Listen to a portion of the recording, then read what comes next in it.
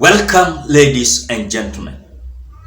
The Senator of Kericho County, Aron Cheruyot, has come out to release a bombshell towards banks and towards the media houses across the Republic of Kenya. I want us to read whatever Aron Cheruyot has come out to post in his Twitter handles. You will be shocked. Let us read the way I'm displaying on the screen.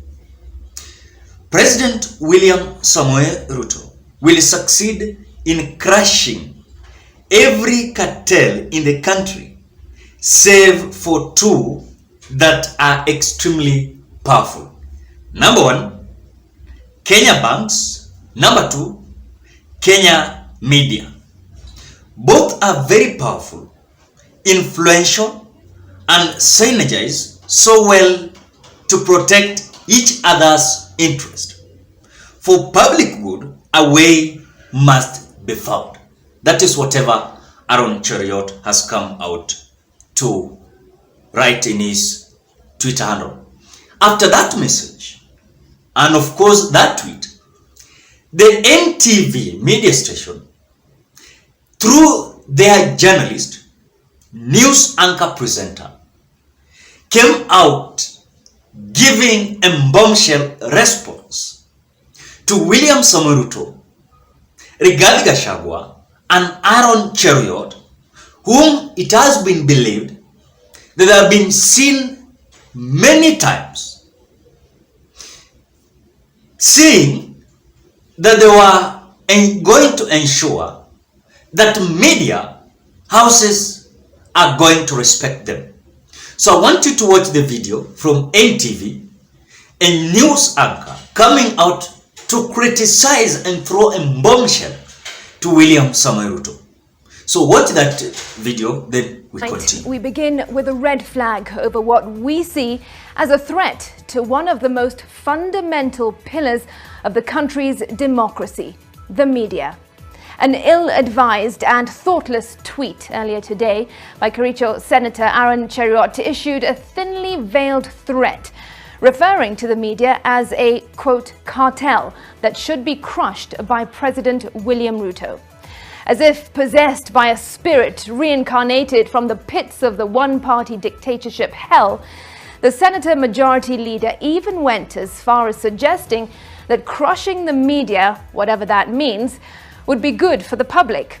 His rationale, believe it or not, is that the media is, quote, too influential and too powerful, unquote. Well, we choose to understand the word crushing in its plain meaning, which has the connotation of compressing or squeezing something forcefully so as to break or damage it or distort its shape.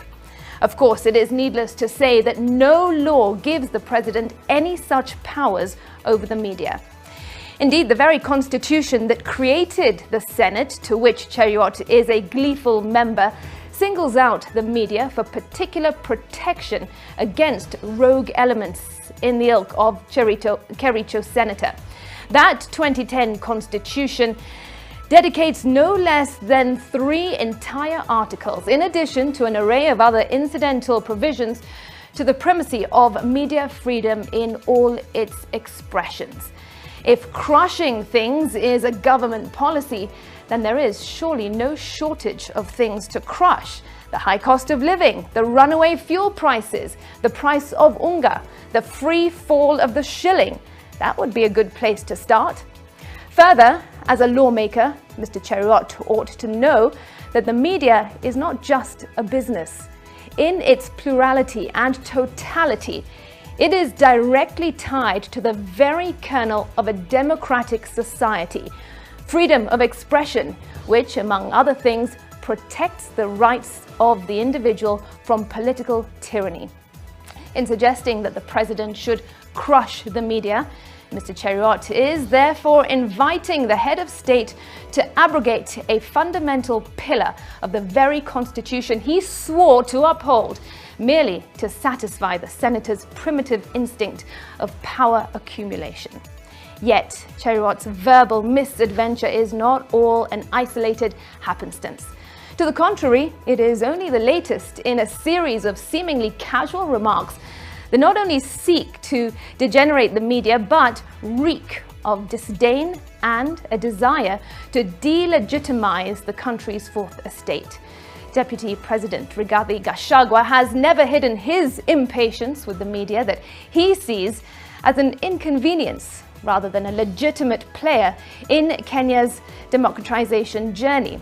While the media is, of course, not infallible, that is why our regulatory framework prescribes a robust mechanism for holding the media to account.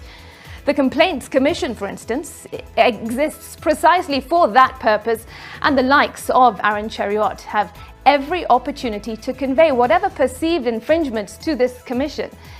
The president, in whose name the likes of Cheruyot purport to speak, has projected himself as a Democrat and expressed his intention to engage the sector and robustly criticize it whenever he finds its contents contestable. But he has never promised to crush the sector.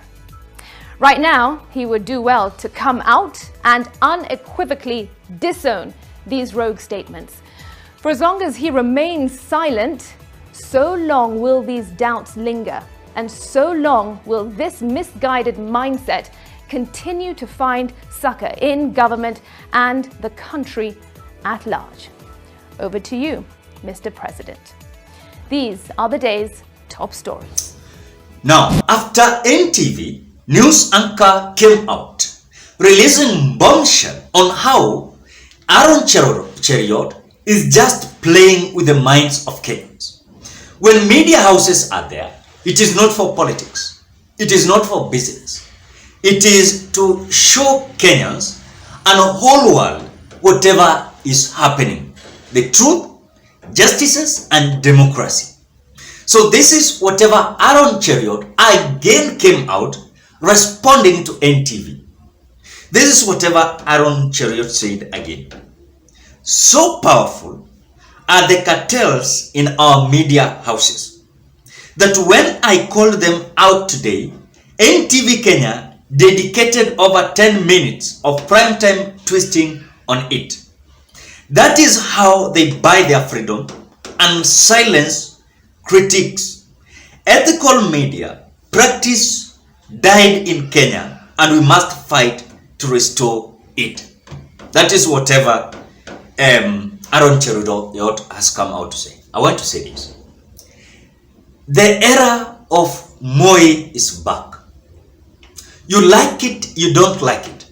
This is just pure government with dictatorship. I'm not having any fear to say that this is a government that is having people who are illiterate when it comes to democracy, justices across the Republic of Kenya. When you look at William Ruto, the way he's behaving as a man that has never been in leadership. We will accept the condition of Rigathi Gachagua because in his mind, he is so ill. He's a person that when it comes to his reason capacity, is not a man that could have been even occupying the public office of the Republic of Kenya. People like Aron Cheruyot is a leader. He's a businessman. We know them. They're doing business. Whatever they're doing now, they're telling us that they're going to shut down and close these so-called Kenya banks, which are owned by so-called the allies of former President Uhuru Muigai Kenyatta. You've seen even last week, William Ruto came out launching Taifa Gas. Have you asked yourself the question, why was William Samoei Ruto launching Taifa Gas? Then they were hiding behind a certain investor that was the owner of Taifa Gas, which according to us, we do understand whatever is happening. Taifa Gas is owned by William Samoei Ruto. Progas is owned by William Samoei Ruto. The reason behind it is that they are fighting Raila Amolo Odinga. Number 2, Aron Cheruyot has come out that they're going to close Kenya banks that is owned by these close allies of former President Uhuru Kenyatta. By the way, Uhuru Kenyatta was owning a bank. They're going to close it, and by closing it, William Samoei Ruto is owning a bank. Have you asked yourself, why is it that these things are happening? Because it is their time to do business, not to work for Kenyans. So they're closing the businesses of this regime. Now they're venturing into their businesses. Number 3, you've heard also Aron Cheruyot saying that they're going to close Kenya medias, and they're going to crash Kenya medias. And I've come out to identify it very clear in Citizen TV and NTV. Have you ever asked yourself, why is it that they're now coming out hitting medias? William Ruto is owning his media.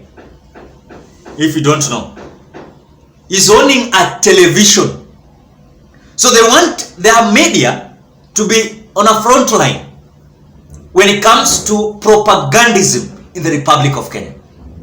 And that media that is owned by William Samoei Ruto, you will not hear them castigating about William Samoei Ruto or criticizing William Samoei Ruto. I will not say that media because of certain confidential and private. I wouldn't talk about it.